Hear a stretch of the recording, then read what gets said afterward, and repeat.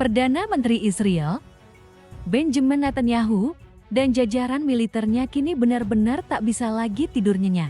Bukan karena Hamas tiba-tiba memiliki senjata super canggih, bukan pula karena ada bantuan besar-besaran dari kekuatan asing, tapi karena sesuatu yang jauh lebih berbahaya. Hamas kembali memainkan strategi perang yang lisik, cerdas, dan nyaris mustahil ditebak.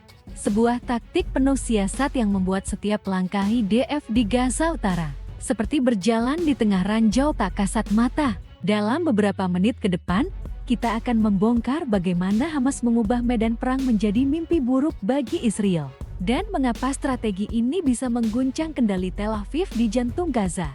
Hanya dalam 48 jam terakhir, Hamas dan sekutunya meningkatkan tekanan militer secara dramatis. Serangan demi serangan diluncurkan, tanpa jeda, tanpa ampun. Salah satu pukulan paling telak terjadi saat tank Merkava kebanggaan militer Israel dihancurkan di Gaza Utara. Di titik lain, serangan rudal Hamas menggagalkan operasi IDF yang mencoba merobohkan rumah warga sipil. 2 bulldozer militer hangus tak bersisa. Ini bukan sekadar kerugian peralatan tempur. Ini tamparan moral, bukti bahwa setiap gerakan Israel kini bisa berubah menjadi akhir yang fatal. Dan itu baru permulaan. Hamas mengklaim telah menghantam pasukan IDF yang berlindung di sebuah rumah berbenteng. 3 rudal diluncurkan berturut-turut. Titik perlindungan itu hancur. Sejumlah prajurit tewas di tempat. 3 lainnya menjadi tawanan. Namun ini bukan penahanan biasa. Hamas menempatkan para tawanan di samping jasad rekan-rekan mereka. Sebuah pesan psikologis yang kejam untuk menghancurkan mental tempur musuh dari dalam. Lebih jauh lagi, pusat komando dan kontrol IDF di Gaza Utara diserang. Jalur koordinasi vital diputus total. Tanpa komando yang solid, pergerakan IDF menjadi kacau. Brigade Al-Qassam, sayap militer Hamas, melaporkan serangan lanjutan yang menewaskan lebih banyak tentara Israel dan menyebabkan sisanya luka berat. Gaza Utara kini bukan hanya medan perang.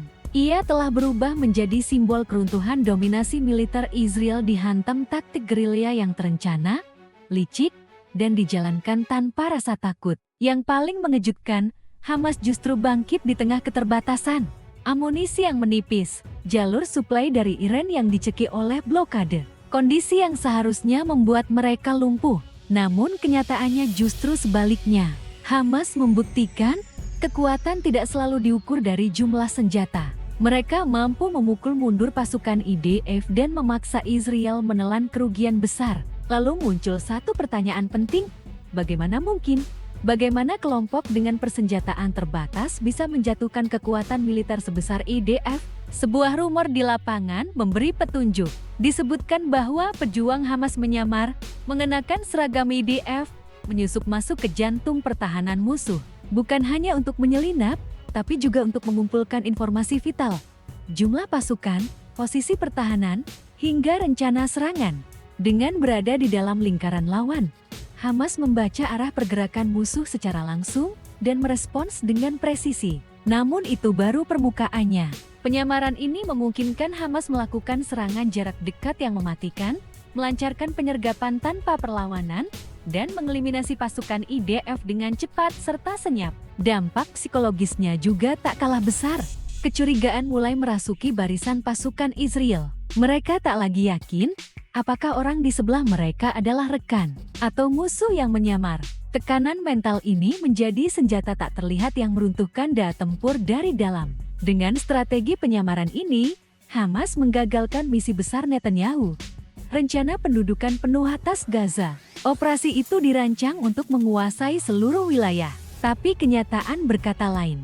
IDF justru dipukul mundur, tak kuasa menahan serangan balasan yang datang bertubi-tubi. Dengan menyusup di balik barisan musuh, Hamas berhasil mengidentifikasi titik vital pertahanan Israel. Salah satunya adalah situs komando dan kontrol IDF di Poros Morat. Lokasi itu dihantam mortar kaliber berat, melumpuhkan jalur koordinasi militer di sektor tersebut.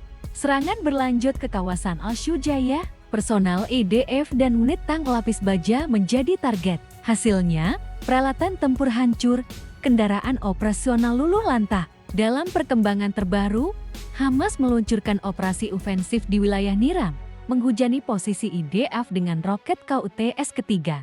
Roket ini membawa hulu ledak seberat 10 kg, menjangkau hingga 30 km. Lebih dari itu, sistem peluncurnya mampu menembakkan 40 roket hanya dalam 20 detik. Efek kejutnya menghancurkan. Target utamanya kembali mengarah pada pasukan dan unit lapis baja Israel. Lalu muncul pertanyaan, mengapa Hamas meningkatkan intensitas serangan secara ekstrem? Jawabannya datang langsung dari pernyataan resmi mereka. Serangan ini, menurut Hamas, adalah balasan atas tindakan Israel yang dianggap menodai kesucian Masjid Al-Aqsa. Laporan menyebut Menteri Keamanan Israel, Itamar Ben-Gvir, memasuki kompleks Al-Aqsa saat perayaan Hari Raya Yahudi Tabaf. Ia memimpin doa di lokasi tersebut. Bagi umat Muslim, ini adalah penghinaan. Lebih provokatif lagi, setelah memimpin doa, ia terang-terangan menyatakan niat untuk menaklukkan Gaza.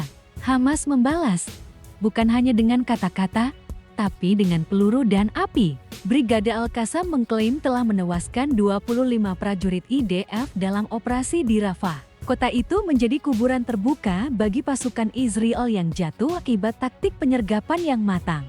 Dan itu bukan yang pertama. Sebulan sebelumnya, 7 prajurit IDF diserang di persimpangan Masro Rafah menggunakan alat peledak anti-personel.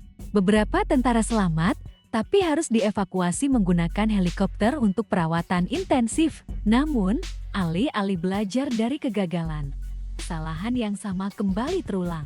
Kali ini, 10 tentara IDF menjadi korban. Mereka disergap oleh bom yang dipasang sebelumnya oleh Brigade Al-Qassam. Hasilnya, sebagian tewas di tempat, sisanya luka parah dan terguncang. Inilah realitas yang tak bisa disangkal. Perang tidak hanya dimenangkan oleh teknologi, tapi oleh mereka yang mampu membaca musuh, menyusup ke dalamnya, dan menyerang. Dari bayang-bayang, hari ini, Hamas menunjukkan bahwa kemenangan bukan hanya milik yang kuat, tapi milik mereka yang paling siap kehilangan segalanya. Demi satu hal, menang.